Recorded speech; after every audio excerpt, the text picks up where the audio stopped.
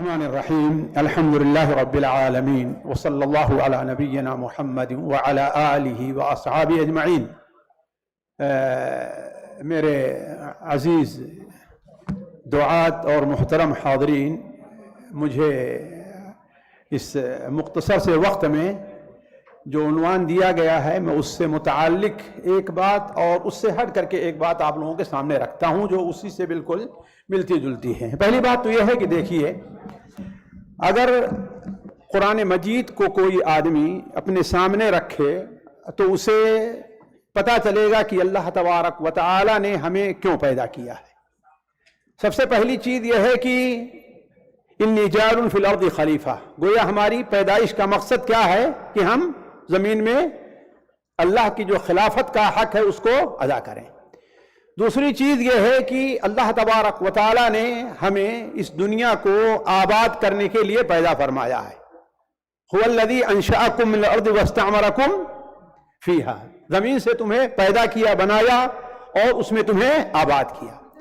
تیسری چیز یہ ہے کہ اللہ تبارک و تعالی نے ہماری تخلیق بطور اختبار اور امتحان کے کی ہے۔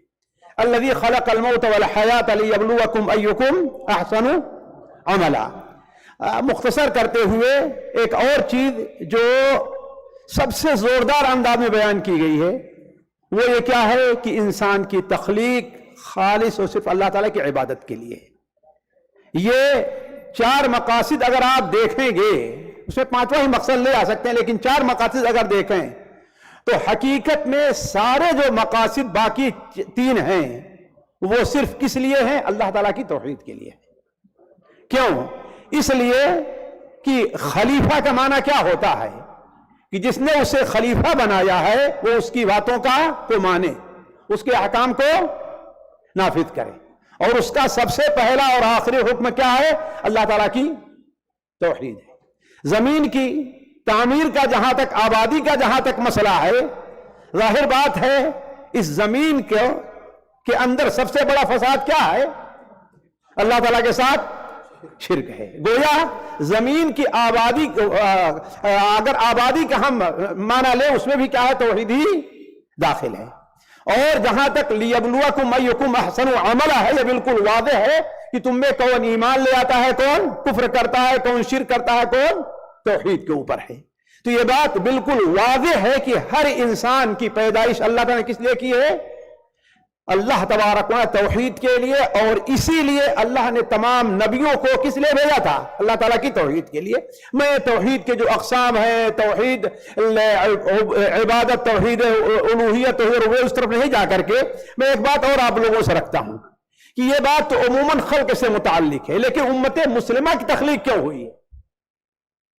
یہ ایک سوال ہے۔ کنتم خیر امت جی اخرجت للناس، تم بہترین امت ہو۔ اللہ نے تمہیں کس کے لیے پیدا کیا ہے؟ اپنے لیے نہیں، اپنے کھانے کے لیے نہیں، صرف اپنے بچے کے لیے نہیں۔ کس لیے پیدا کیا اللہ نے تمہیں؟ للناس، لوگوں کے لیے ہے۔ اور لوگوں کے لیے یہ عملی طور پر اس کا ثبوت کیسے ہوگا؟ تم لوگوں کے لیے ہو، تأمرون بالمعروف وتنہون عن المنکر وتؤمنون باللہ۔ میری زندگی کا مقصد جی تیرے دی کی سر فرازی، میں اسی لیے مسلمان، میں اسی لیے نمازی۔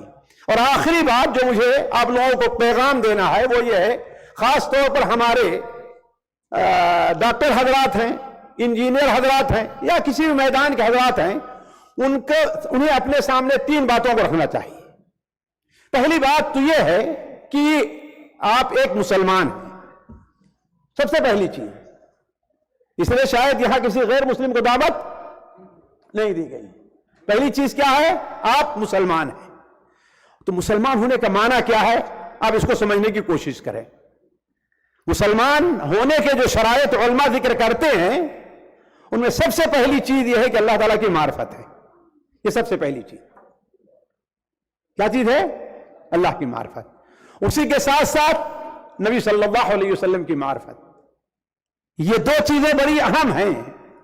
اور تیسری چیز یہ ہے کہ آپ کے لیے شرط ہے کہ اگر آپ مسلمان ہیں تو اللہ کے رسول صلی اللہ علیہ وسلم کے پاس حضرت جریر بن عبداللہ بجلی آتے ہیں مسلمان ہونے کے لیے، تو کیا کہا؟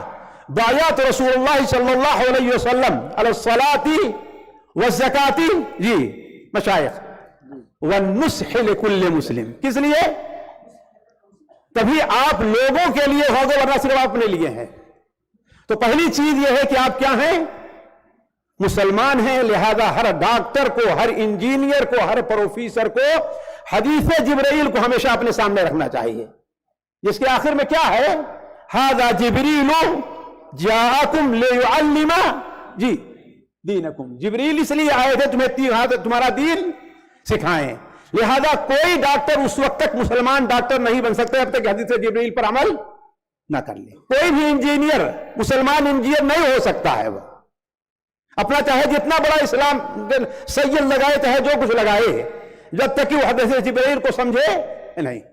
کوئی بھی پروفیسر، چاہے جتنا بڑا پروفیسر ہو، سائنس کا، فزکس کا، کسی بھی میدان کا، وہ مسلمان پروفیسر نہیں بنے گا جب تک کہ وہ حدیث جبرائیل کو، آپ مسلمان ہیں اس کو سمجھیں۔ دوسری چیز، آپ اللہ کے یہاں مسئول اور ذمہ دار ہیں، وقفوہم انہم مسئولون، فوربک، ذرا دیکھیں زور بیان دیکھیں، فوربک لنسألنہم اجمعین عما کانوا یعملون، آپ سب کے سب کیا ہیں؟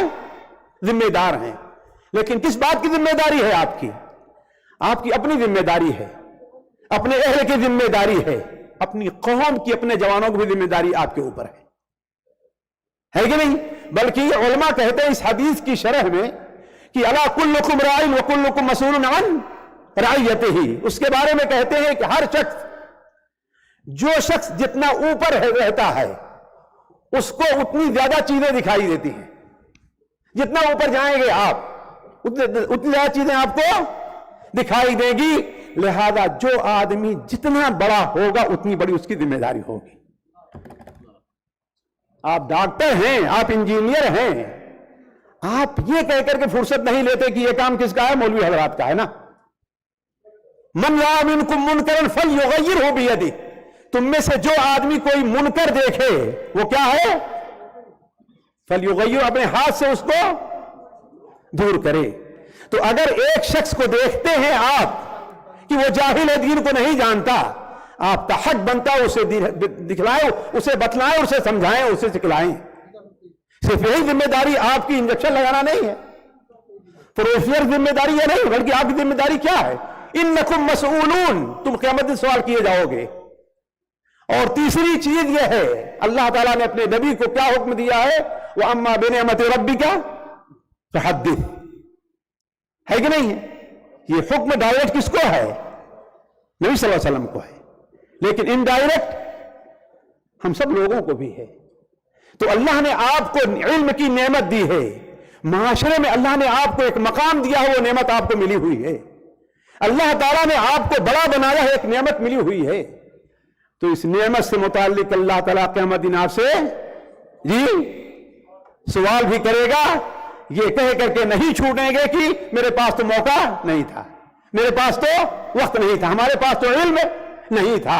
اس لیے کہ دین کی جہاں بنیادی ہم نے پہلی چیز دیکھی ہے کہ آپ مسلمان ہیں، تو جو اسلام آپ کے پاس ہے اس کو لوگوں تک، یہ نعمت آپ کو ملی ہوئی ہے، لہذا اسے لوگوں تک پہنچانے کی بھی ذمہ داری ہے۔